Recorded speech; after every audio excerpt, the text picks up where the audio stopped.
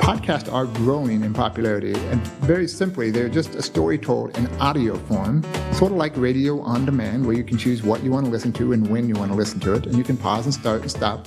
Podcasts give us in Lincoln Public Schools another way to tell the stories of LPS, and that's what I was referring to before, the stories of LPS. Just yesterday, we published episode number 11, and it is our new favorite. It won't stay that way for long because we'll have episode 12 and 13 and 14, but you get the point.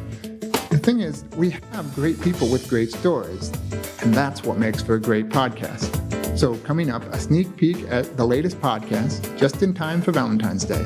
I am Zachary Bear, and this is the LPS Podcast.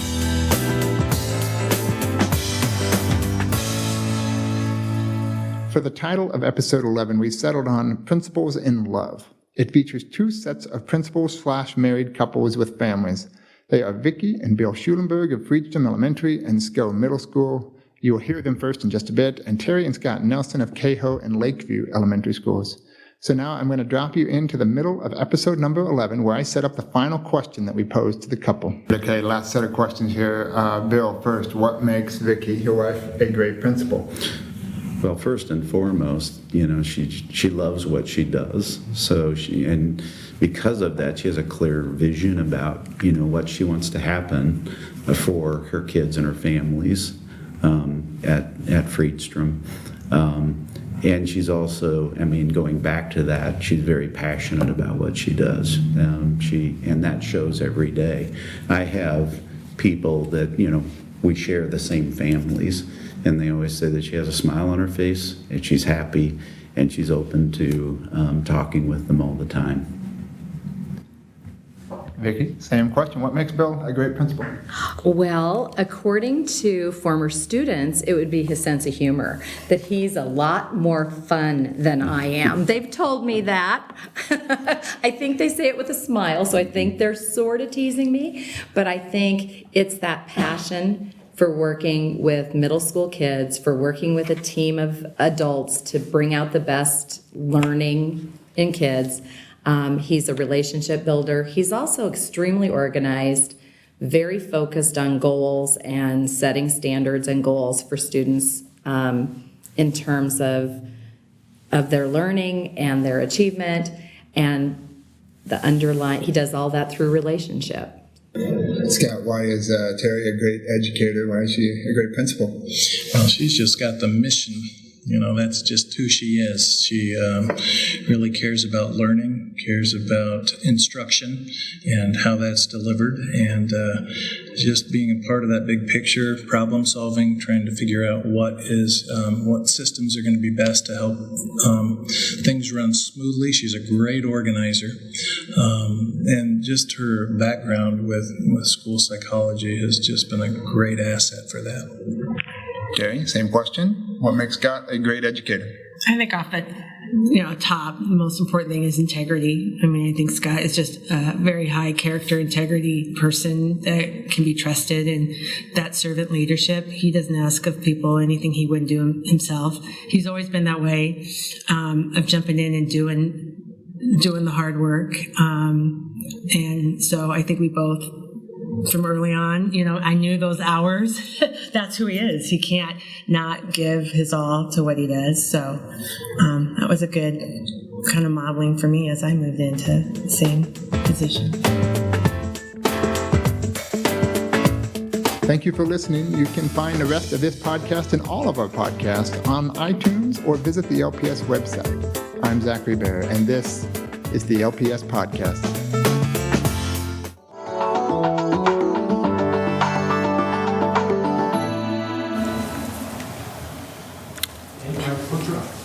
Good evening. I'd like to call this meeting of the Lincoln Public Schools Board of Education for February 8th to order. Laura, would you please call the roll? Ms. Byer. Here. Mr. Boswell. Present. Mrs. Danek. Here. Mrs. Duncan. Here. Mr. Mayhew. Present. Ms. Mungard. Here. Mr. Schulte. Present. And the Nebraska Open Meetings Act is posted between the doors in the back of the room according to state statute. You have before you one set of minutes. Are there any additions or corrections? Seeing none, they stand approved as printed. Tonight, we have a special celebration presentation, and I've asked Mr. Schulte to make this presentation. Every new board member has to do it at least once. Mrs. Helwege, can you come and join me? I've had a chance to get briefed a little bit on the project that she has been doing in the library down at Scott Middle School, and I got to tell you, it's really impressive. I'm gonna botch it, so I'll let you tell mostly about it. But it's a project that gets kids to research and look at social issues that they have, and they create a fair, do a big project, do a fair. Last year, they had over 1,000 people come attend their fair, and over the last 3 years, they've raised $30,000 to help towards their social issue that they've had. So it's a really neat project, and so because of that, she won an award for this, and is sharing what she's done with other schools throughout the district. And so I have what is it called? A resolution. A resolution, thank you, that I'd like to read for tonight. Whereas Scott Middle School Library Media Specialist Jean Helwege was honored with the National Gale Library Media Connection Teams Award, and whereas Jean Helwege has shown her commitment to collaboration by teaming with teachers at Scott Middle School to enhance the curriculum and learning experience for students, and whereas Jean Helwege understands the importance of making connections between curriculum areas so that students better understand their educational journey, and whereas Jean Helwege and her fellow teachers inspire students to make personal connection with their research, ensuring it has meaningful and lasting value, and whereas Jean Helwege and her coworkers have understood the importance of educating librarians, teachers, and principals from around the country on this impactful idea, now therefore be it resolved that the Lincoln Board of Education does hereby congratulate Jean Helwege for her collaborative approach to teaching and learning, and being honored with the National Gale Library Media Connection Teams Award.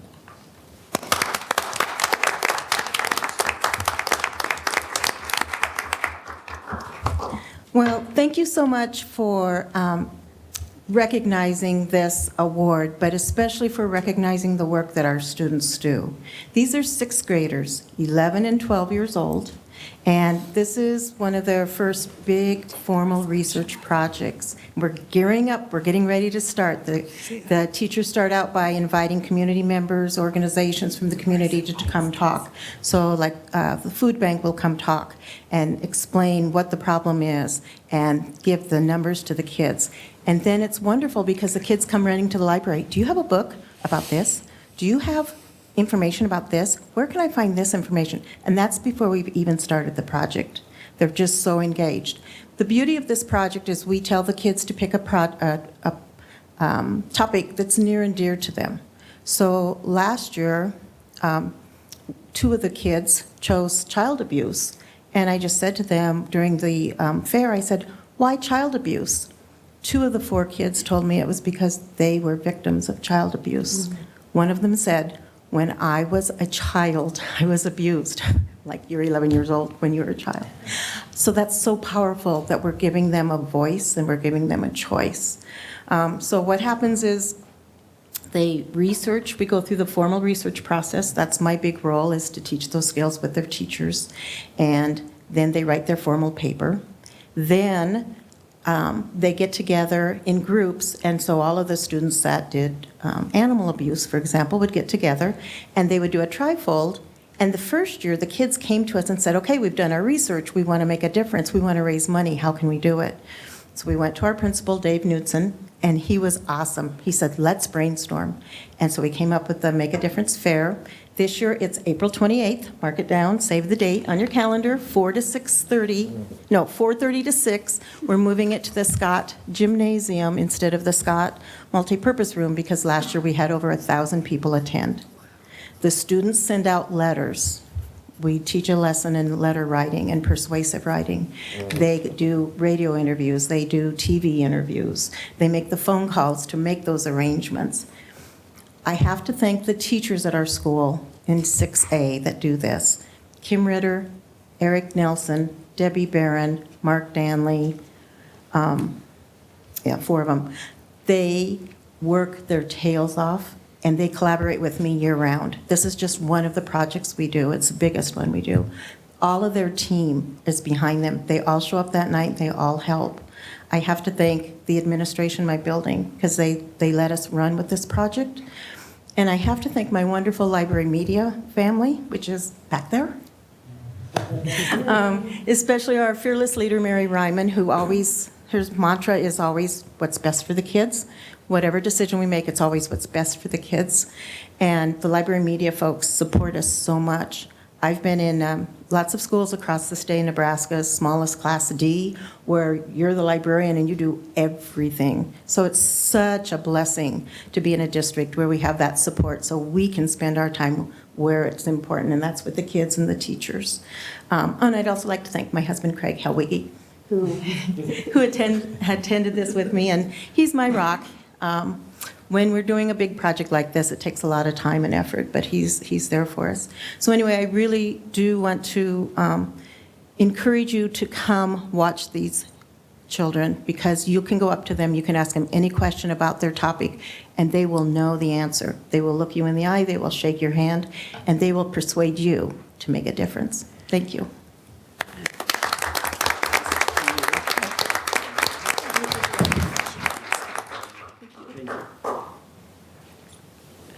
And Mr. Schulte, am I assuming that was in the form of a motion? Yes. Lanny? Second? It's been moved and seconded to adopt the resolution honoring Ms. Helwiggy for the team's approach. I got to find the name of the award. Sorry, I did write that down there. The National Gale Library Media Connection Teams Award. Discussion? Seeing none, Laura, would you please call the roll? Ms. Byer. Yes. Mr. Boswell. Yes. Mrs. Duncan. Yes. Mr. Mayhew. Yes. Ms. Mungard. Yes. Mr. Schulte. Yes. Mrs. Danick. Yes. Moving on, we have an update from the Foundation for Lincoln Public Schools. Hi, Ms. Wendy Van. Hello. So last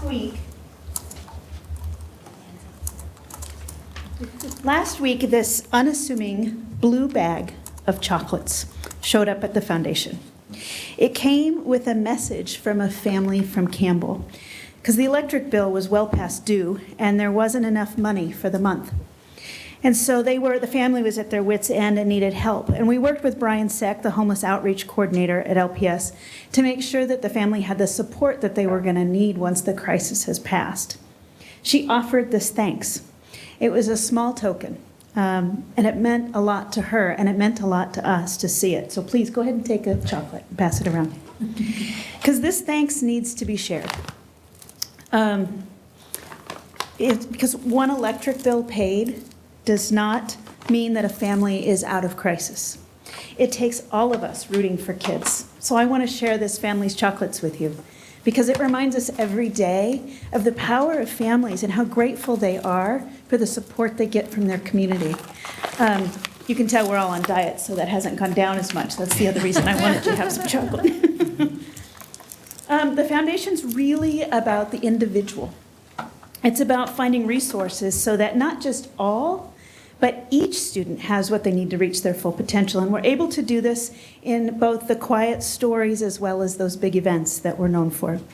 And we only do it with the community support and engagement with students. So I haven't been here for a while, so I wanted to share just a few of the highlights that have been happening over the last couple months. Over 100 community members attended the Partner Summit at the Career Academy and dug deeper into how they can make second semester really rock for students. Over 80 scholarships will be awarded this semester, representing $260,000 in donor investments in our students. Scholarships are open now. They close March 3rd. Tell every high school senior you know. We'll be launching the Carstens Scholar program, which will award students with tough stories and the academic and personal drive to succeed in college the opportunity to receive up to $10,000 per year for their entire undergraduate experience. So far this school year, the foundation has raised just under $1 million in cash and in pledges for a wide variety of student-focused funds. 125 funded needs have been filled to date. That's up from 84 the same time last year, and over 1,000 individual gifts have come through our office since September. I think I'm most excited that we emailed 13,000 LPS alumni just this week, highlighting the accomplishments and the needs of their high schools, and of course, encouraging a little bit of philanthropy along the way. Finally, as Barb and Connie know, as they sit on my board, we have launched our Inspiring Dreams campaign, and this campaign allows us to keep our eyes focused directly on the mission of supporting students in schools while encouraging our community of stakeholders to donate to supporting all those programs at the foundation that make this mission possible. The staff at LPS, 8,000 folks, are receiving materials. You guys have some of them at your table there this month, and Dr. Joel has sent a great message of support all across the district. I just wanted to say that, this work isn't all ours, and it isn't all yours. But aren't we lucky? We're so lucky to wake up every day doing what's right for kids. So thank you so much for your support along the way, and thank you for encouraging our community to invest in kids through the foundation. Any questions? I guess you're off the hook. Thanks.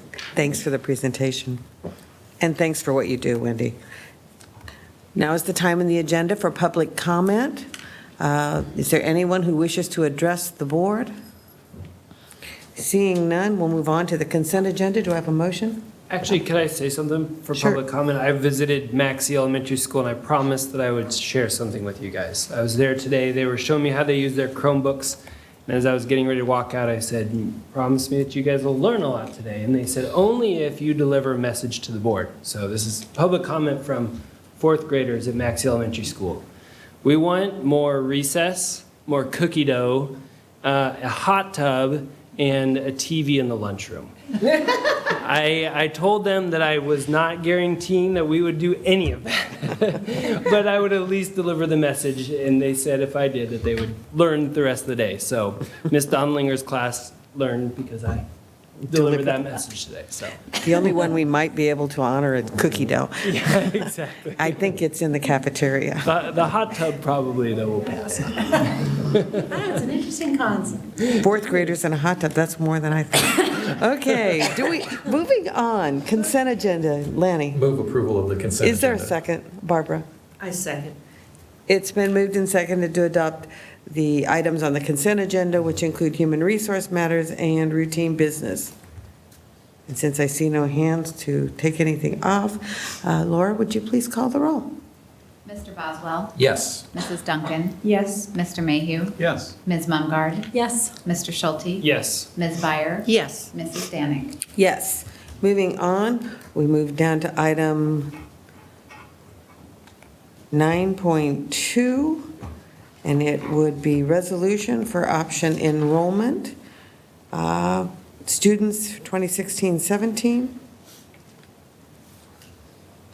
Jane? Okay. This is the yearly resolution that the board is required to pass for state statute purposes.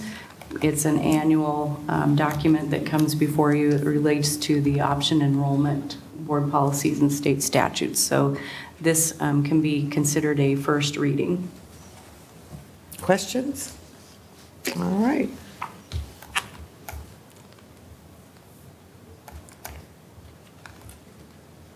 And we also have the Leffler Middle School gym addition and renovation.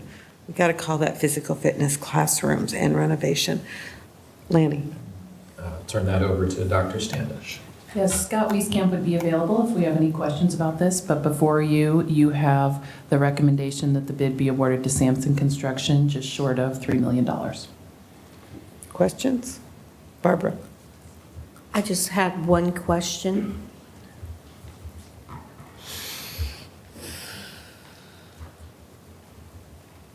Scott, could you explain to us why there was just one bidder? Excellent question. We always have a pre-bid conference about a week or 10 days prior to bids, and so we communicate with all of the local contractors to make sure that they're present. I think we had 4 or 5 that attended.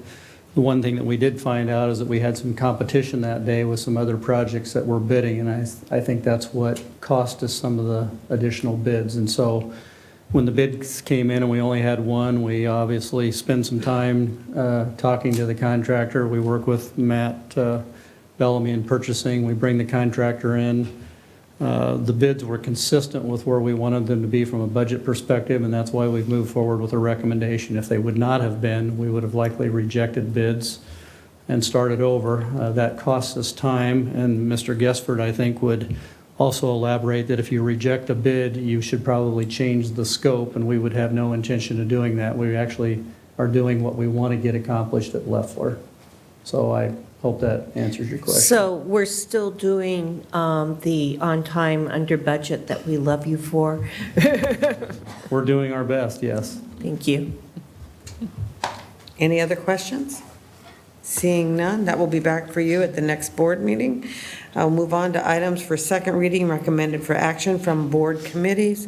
We'll start with the newly annexed property to the city of Lincoln. Mr. Boswell. And I begin by moving approval of item 10.1.1, newly annexed property to the city of Lincoln. Matt. I'll second that. It's been moved and seconded to adopt that the board approve the recommended attendance area assignments for the newly annexed properties. And Lanny, would you just go over and let people know where that is? Yeah, absolutely. So this item comes to us from the Planning Committee, where I serve with Barb and Matt. There are 4 properties that are up for annexation.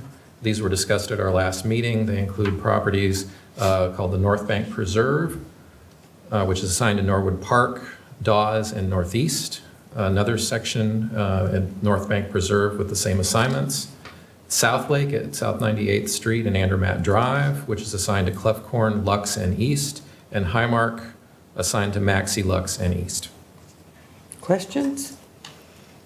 Seeing none, Laura, would you please call the roll? Mrs. Duncan? Yes. Mr. Mayhew? Yes. Ms. Mungard? Yes. Mr. Schulte? Yes. Ms. Byer? Yes. Mr. Boswell? Yes. Mrs. Danick? Yes. And moving on, we have the Student Calendar Committee recommendation.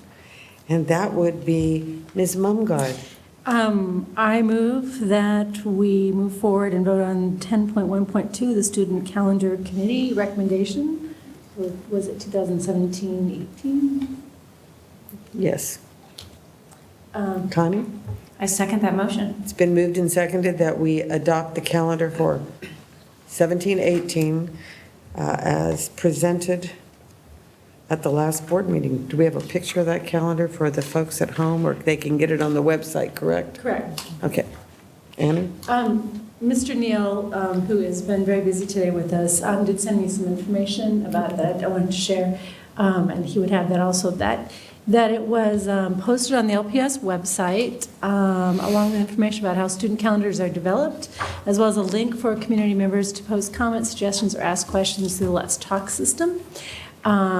And I think we're happy to say we had no one who asked to comment on it. I also asked Mr. Neal, that was a first, and that is a first, that we have had no comments on our calendar. So to which I would like to say that, and I agree with Mr. Neal, that this shows a lot of years of figuring out how to put a calendar together, and that what we have is either hard to argue with or is close to perfect. I'm not exactly sure which it is, but that I felt that we should put that forward at this point so that we really feel it's prepared for a final vote. Don? I've had a handful of conversations with people since we discussed this at our last meeting, and I do think that it bears noting that this calendar is not at all controversial, and that has not always been the case in the past.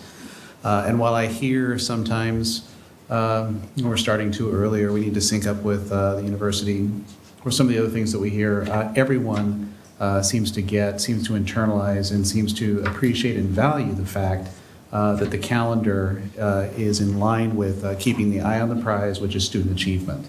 Having the winter break coincide with the end of the semester, making sure that we don't have assessments or finals right after breaks, little things like that, trying to do what we can to make sure that the focus is always on the education that our kids are getting. And I think that just resonates with our community. So I'm very much in support of this calendar. Again, I appreciate the work that the committee has done. and I'll be happy to vote for it. Matt? I would echo everything Don just said. There's one question that I had asked Annie. There was a slide that he had shared about first semester classes that were passed, and the number had gone up, and I was just curious because our population continues to grow. He had mentioned that he had put together some of those percentages. I was wondering if you would. He did give me an answer to that. So the percentage increase in courses passed on the graph, they only had total numbers. The percentage increased from 92.6 to 93.4, and then to 94.4. I'm hesitating just because he put another 93.4 in there. So it looks like it's from 92.6 to 93.4 and 94. That's great. It's pretty high. That's really neat to see that just by adjusting the calendar, we potentially was part of the equation of seeing more kids passing their first semester classes. Annie? I would say that I think also that it's just a really, I also found that very fascinating. I think it's just one part of the puzzle. It's a very big puzzle that we've been working and putting the pieces in. I think the calendar also shows a really responsiveness to family needs at this point in time, as well as our educational needs. I mean, we have, as a former PTO president, I always said education is a three-legged stool. You have your family, and you have your community, and you have your school, and they have to work together. So meeting a lot of family needs there. But also very educationally sound. And also as the mother of a new high schooler, it was very interesting to see that by the end of the semester, she was very happy to have finals done with. And I think it's very much also mirrors what we are preparing them for if they're going to move forward into a higher education where you got to get it done, and then you get it done, and then you move on. And so, I think that the numbers are very helpful. And I have ideas, so like I said, I still think there's things we could work on, so. And just so you know, when we embarked upon this, what we found also from a presentation a year ago is it's also a cyclical calendar. So some years it's going to look like you're fighting through lots of mud to get an adequate calendar. This year we were lucky enough to get a perfect calendar. Not so lucky as the calendar changes because we can't move Christmas. We can still work on that. And the other thing, it was nice to have the data on the improvement in student achievement and student learning. I remember when we started this process, probably 6 or 7 years ago, that was one of the questions. It was something we had heard from other districts that were doing it, that it was an improvement in the outcomes for students. And now we have the data to back it up as well, so good job. Seeing no other comments, Laura, would you please call the roll? We'll get us a new calendar for 17-18. Mr. Mayhew? Yes. Ms. Mumgarde? Yes. Mr. Schulte? Yes. Ms. Byer? Yes. Mr. Boswell? Yes. Mrs. Duncan? Yes. Mrs. Danick? Yes. Moving on, we have the Northeast High School Fitness Center Edition. Is there a motion? Mr. Boswell. Move approval of item 10.2.1, the Northeast High School Fitness Center Edition. Don. Second? It's been moved and seconded to approve the Northeast High School Fitness Center Edition, which includes classrooms as well as other amenities to the physical fitness well-being for the students. No questions, Laura? Matt? I do have a question. Scott, I just, this contractor, the name doesn't ring a bell. I'm not sure if we worked with this contractor in the past. Good question. We have not worked with Genesis before. They are a fairly new general contractor from Lincoln. The individual who is the owner of Genesis has worked for other local construction companies and has moved into owning one. And so we have experience with the individuals that are part of the team, just not experience with this particular contractor. What is the process for, I mean, you say we've had experience with this particular gentleman. What's the process for vetting a potential contractor on a large project like this? Well, as you know, we're a public entity, and so lowest responsible bidder is what we go by. And so we need to make sure that they are responsible. And typically after any bid, especially of this size, We bring those individuals or those companies in. We want to talk to their team. We want to look at all of their subcontractors, the values that they've assigned to the particular scopes of the project. So we ask them a lot of questions before we even put it on an agenda for you to review and approve. So there is a pretty extensive internal process that LPS has partaken in for a number of years just to make sure that everything lines up accordingly. You and I had a conversation about this before today or earlier, and there is a discrepancy even between the two bids, and we look at that very closely to make sure that budget-wise that the number is close to where we anticipated. And so we made sure of all those types of things, asked those hard questions. Okay. Good. Thank you. Sure. Any other questions or concerns? Laura, would you please call the roll?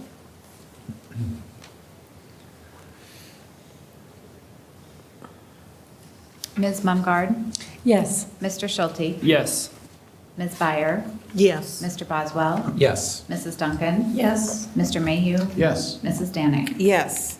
Moving on, we have contract for the nutrition services, food stores, warehouse, and human elementary temporary school. Lanny. Move approval of item 10.2.2, the nutrition services, food stores, warehouse, and human elementary temporary school. And Connie? I second that motion. It's been moved and seconded to approve the contract for the nutrition services, food stores, warehouse, and for the human elementary temporary school site. Discussion? Lanny? Just a quick reminder that this will be the off-site for human elementary for 2016-17 while human is renovated, and both of those are part of our bond projects. And we take the students off-site because There are a number of reasons, but the biggest one is probably that it saved us a lot of money with the renovation of human. and everybody's safe. Thank you, Mr. Boswell. Laura, would you please call the roll? Mr. Schulte? Yes. Ms. Byer? Yes. Mr. Boswell? Yes. Mrs. Duncan? Yes. Mr. Mayhew? Yes. Ms. Mumgarde? Yes. Mrs. Danick? Yes. Moving on, we have the resolution on Northstar High School choice filing deadline of January 31st. Mr. Boswell? Move approval of item 10.2.3, the Northstar High School school choice filing deadline resolution. Is there a second? Don? Second. It's been moved and seconded. Is Dr. Standish? I would be available to answer any questions. One of our strategies at the last board meeting was to have a planning committee meeting and have discussion about the topic prior to this meeting. When we reached out to planning committee members, they did submit some questions, many longer range conversations, what I think will be a thoughtful dialogue going into the future with questions we need to answer and look into. So that's why we developed the Q&A and put it on the website, because in lieu of having a planning committee meeting, we wanted to capture that dialogue. But I do believe there was still an understanding that this is the best strategy in the short term for limiting the growth at Northstar. Annie? I think we should be clear on why that planning committee did not, meeting with us did not happen. We were all snowed out. That's correct. We didn't just decide not to do it. Don? As I've been talking with people about this for the last couple of weeks, the question I get is, what does this mean? What does this mean for us? And the first thing, obviously, is that we're experiencing incredible growth. This is not new. We've been experiencing incredible growth for the last several years. But functionally, for students who want to transfer into Northstar who don't live in that attendance boundary, the effect will probably be small or non-existent if you get your application in on time. If you're past that deadline, we haven't always strictly adhered to that deadline, but now we will. That's what this resolution means. And again, as we talked about at the last meeting, I think this is our way of getting out in front of the conversation. In our continuing efforts to be completely transparent, to engage the community in conversation, to let them know what's going on. This is, kind of hanging a lantern on this issue. The growth is continuing. It's not abating. We're seeing a lot of bodies at Northstar in the building, and this is probably going to be the first of several substantive conversations about what to do about our lack of space. And I would Dr. Sanders, go ahead. if that's okay, follow up with a little bit of information, just highlighting 5 years of growth at Northstar in 11-12, 1894, 12-13, 1885, 13-14, 1967, 14-15, 2049, and 15-16 is 2196. So a high school with 2,200 students in it, which is a reality for Northstar, is something that we'll need to talk about into the future and talk about high schools in general, and I think we'll have a very healthy conversation. But for the here and now, we did honor the high school selection process. And so high school choice and someone who grew up in Lincoln desiring to be a Gator could follow that process and be a Gator. But we are now at the point where we're going to try and limit those numbers and plan for the fall, while we fully expect a broader conversation where we explore many strategies and probably have a great high school conversation that I think we're all looking forward to. Dr. Standish, as we review these numbers, and as I've looked at the growth over the last several years, we knew that the elementary was starting to see this impact about 5 years ago. Now those students have moved on from elementary through middle school, and they're experiencing a great high school education. Do we envision that we're going to have other schools that will be impacted with this type of growth? I noticed the numbers at Southeast were pretty high, and that Southwest was also growing exponentially. So can you talk to me a little bit about that type of growth and how we are going to, whether there's going to be some proposals down the road that can help us handle the growth that we're experiencing? It's a good thing to have growth, but... Northstar growth is about attendance area growth, and that's a little bit different when you contrast it with the Southeast, where a lot of students select to attend Southeast and it has a smaller attendance area. But I think the true answer is all of our high schools will be experiencing growth. As that student enrollment moves through the school district, all of our high schools will be experiencing growth, and I think that will be a major component of the conversation before the planning committee and before the full board as we talk about updating our 10-year facility plan. And going back to Northstar, if I remember the numbers correctly, more students who live in the Northstar attendance area actually transferred out of the building or out of the chose to attend other schools than transferred in. So we actually had a net loss of student population, and we're still overcrowded. Correct. You are correct. There are some geographical natural barriers in Northstar which might make another school feel closer in proximity. So that's where we see a lot of that choice happen, which is why choice is important. And we've always said choice is important. So we think this honors it as best we can, but yet we need to control that growth for fall. And we've had meetings at Northstar. We'll continue having meetings with Northstar to have plans in place for staffing for the fall to adequately handle the student population. And for our parents that are wondering, why does 2,100 at one school look different than 2,100 at another building? Can you address those issues? Yeah, Northstar is getting pretty consistently to that 2,200, where 2,000 has kind of been that upper point to 2,100. Also, it comes down to room utilization. Northstar is really maxing out its room utilization. So we can look at the capacity of another school, and if we have unused class periods in that master schedule, we could add a section. We could accommodate more students, where Northstar is really working hard on their schedule to max out every space they can. Thank you. Barbara, I saw your hand. I just wanted to make two comments in relationship to this. And one is that though this resolution goes and ends the transfer in, we are not ending the transfer out. Is that correct? Correct. Very good point. I want to emphasize that if our Northstar students wish to go to another school, this resolution does not stop them from doing that. The other thing that I wanted to comment on is that, in this community, often we kind of forget about the north side of town, and I want to go and point out that we're having concentric growth. The whole community is growing, and the north side is growing as much as the south side. which makes me happy because that means all our neighborhoods are vibrant, but that I'm sure all of us on the planning committee and everybody on the board will keep that in mind, and that, yes, indeed, the north side is growing.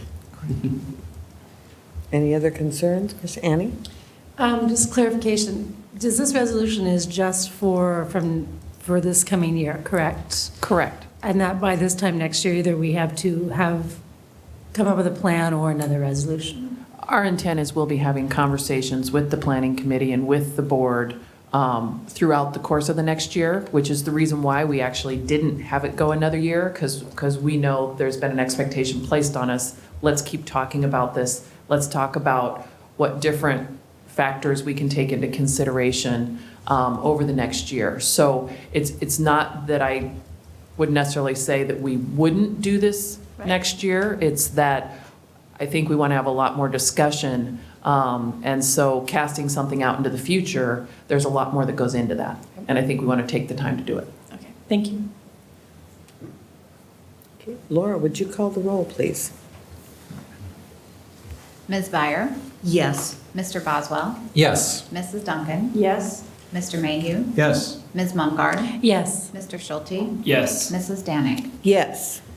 We have no items removed from the consent agenda. We have no expedited emergency actions, informational items, and reports from board committees. Connie Duncan has asked to report from the Government Relations Yes, I Committee. just wanted to report today that I testified in opposition to LB 595, and that's a bill that we're following very closely here at LPS. So just want that noted, I guess.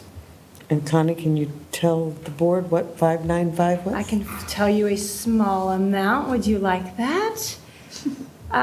Pretty much, LB 959, part of it eliminates our ability to utilize the Qualified Capital Purpose Underwriting Fund, which the QC PUF, you've heard us talk about, fund provides about 5.2 cents of levy that can be used for a narrow window of capital projects.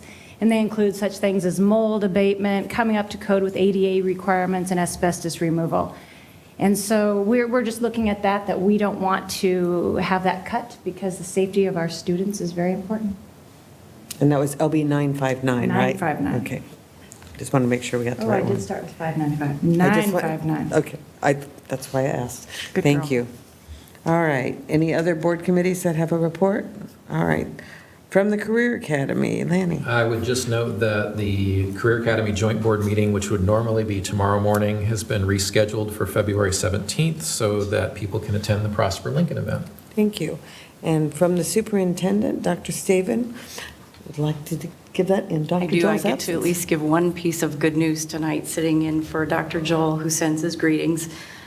This is probably one of the most exciting kinds of announcements we get to make, and we don't always recognize it when it's a mid-year kind of an announcement, but we had 29 students who graduated at semester, and we know that represents their hard work. Yes. As well as the hard work of a lot of people who are behind that success, their parents and families, and our teachers and counselors and administrators and all those people who keep helping them move along. So we congratulate those 29 recent graduates. Thank you, Dr. Saban. And moving on, we have the strategic plan facilities updates from the 2014 bond projects.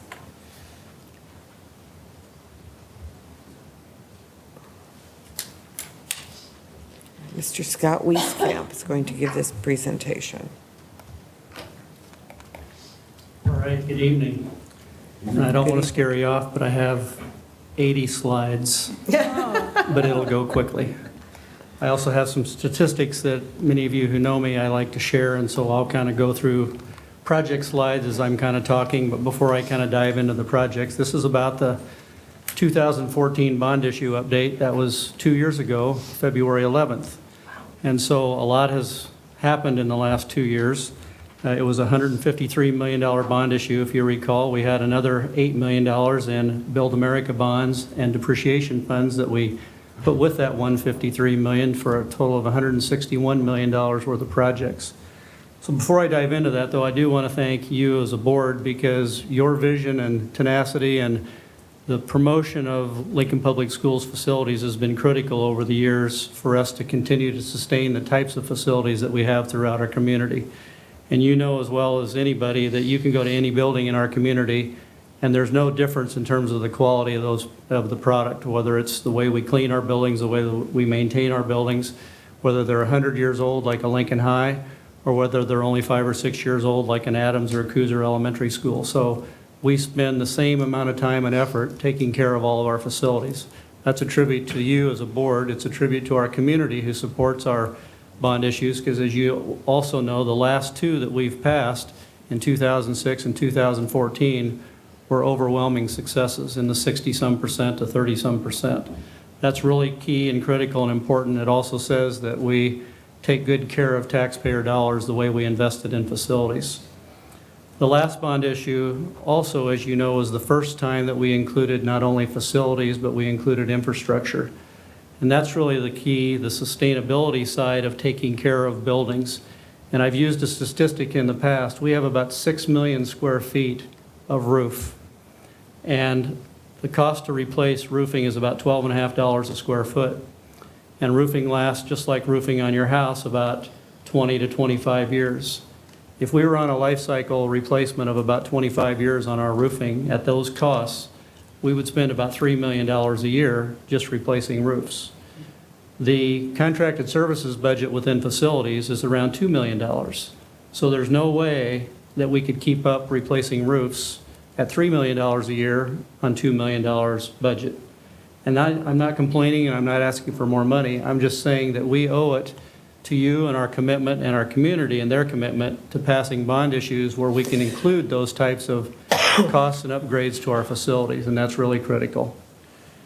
So again, thanks to you, thanks to our community, thanks to the SFAC committee, the Superintendent's Facility Advisory Committee, who put together a 600-page report that is on our website if you want to look at that.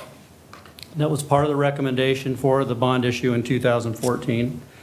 Thanks to a lot of architects and engineers locally who spent time developing the projects, and thanks to a lot of contractors. A statistic I'm going to tell you, we have 6 projects currently under construction.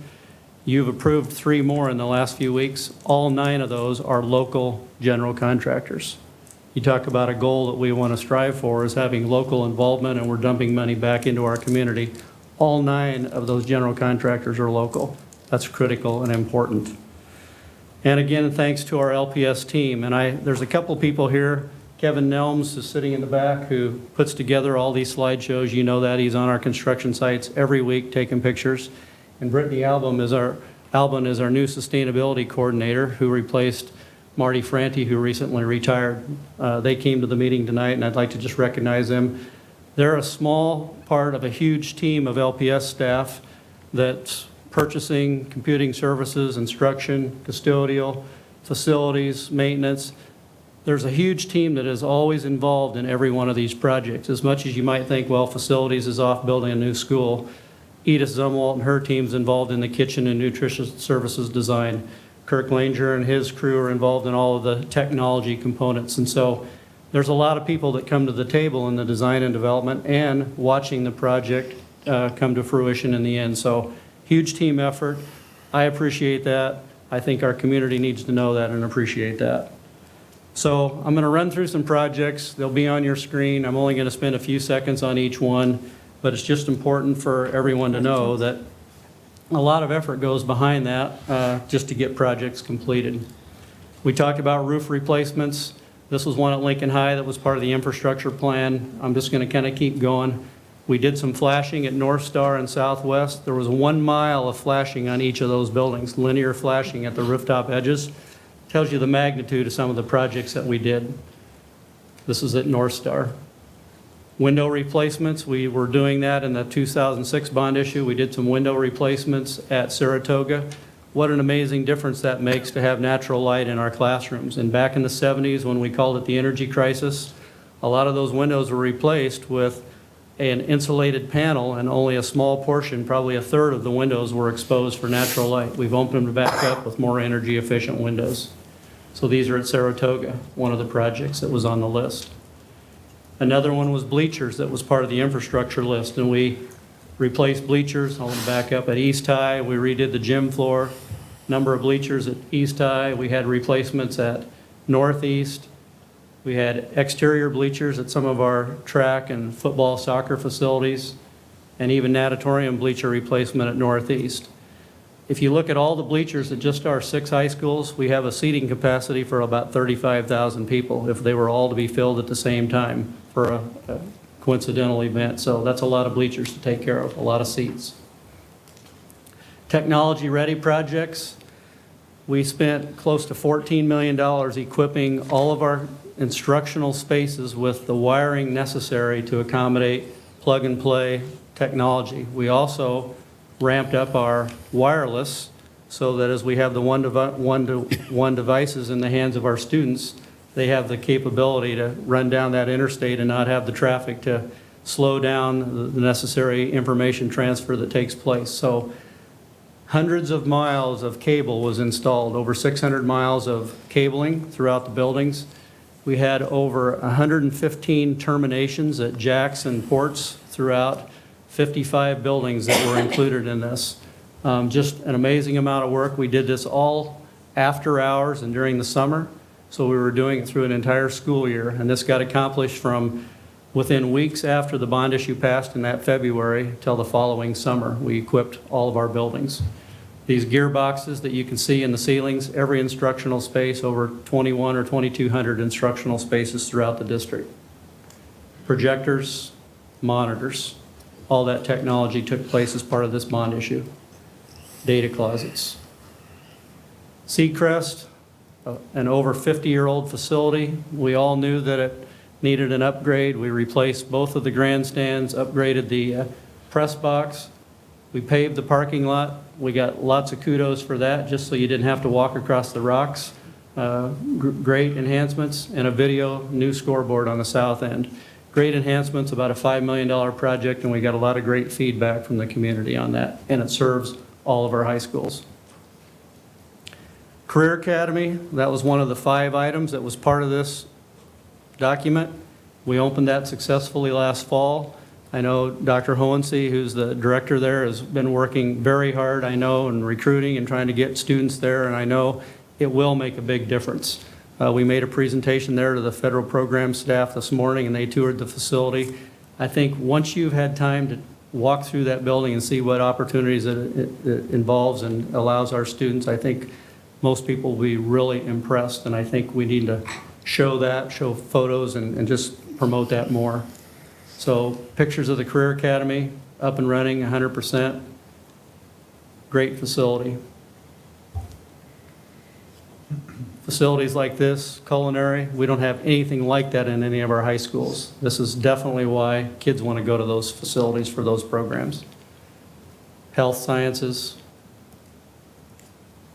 some of our industrial equipment. Nurnberger Educational Center, which is on South 40th. It used to be the Bryan facility, undergoing construction as we speak. This will be completed this coming summer, so we'll be moving into that. That'll house 2 programs, our Success Schools program for middle school students and our Expelled Student program. They will jointly share that facility starting next fall. And Scott, just so you know, they changed the name of that to Student Support Program. It's taken me several months to learn that. Thank you for correcting me. I knew that, but I forgot. So a lot of challenges with weather to get that done, but we'll be moved in there this summer. If you've driven by there, it'll really fit the neighborhood when we're done. We think it architecturally really has done a good job. Irving Middle School, a $19 million overhaul, new windows, new technology, new mechanical systems, indoor air quality, geothermal heat pumps. The conclusion of this project will be in excess of 90% of our 8 million square feet will be geothermal heating and cooling. That's a pretty impressive figure, untouched by any other school district in the country. There's the main office. You can just see what the natural light and the windows do to enhance the space. Wysong Elementary. This is an aerial view looking to the north, under construction as we speak. That'll open next fall. We hope to be moving into that facility early summer, and so it's moving along very well. You can see a lot of the brick veneer is going on. Interior painting, ceramic tile wainscot, so great portion of that building is already in the finishes stage. Randy Altman's been named the new elementary principal there, and he's already been actively involved in helping us purchase furnishings and so forth for that facility so that it's ready to go when staff start coming on board this summer. There's the gymnasium. The gym floor was just poured a couple of weeks ago. Had to show you a mechanical room with heat pumps, critical piece, part of the project. Moore Middle School in Southeast Lincoln, joint venture with the Lincoln YMCA, Moore Middle School, Koppel Family Y, about a $42 million project. This is looking north. 84th Street is off to the left and Yankee Hill at the top. This project is rapidly moving along. It is scheduled to open in the fall of 2017. This is a small city every day. There are probably close to 200 employees, construction workers on that site every day. Lots of work and activity. We've been working jointly also with the city that a number of infrastructure improvements from streets and utilities will also be completed by the time that this facility opens. Railroad crossings, crosswalks. So lots of work happening at Moore Middle School. This is one of the common areas on each of the learning communities. This is like a 6th grade or 7th grade level, just a learning community. Lockers would be in the middle, that open space. Some of the roof areas. Concrete tilt-up manufactured locally. Well field. Secure entrance projects. I know Joe Wright and a number of staff have been involved in the security. We did 21 secure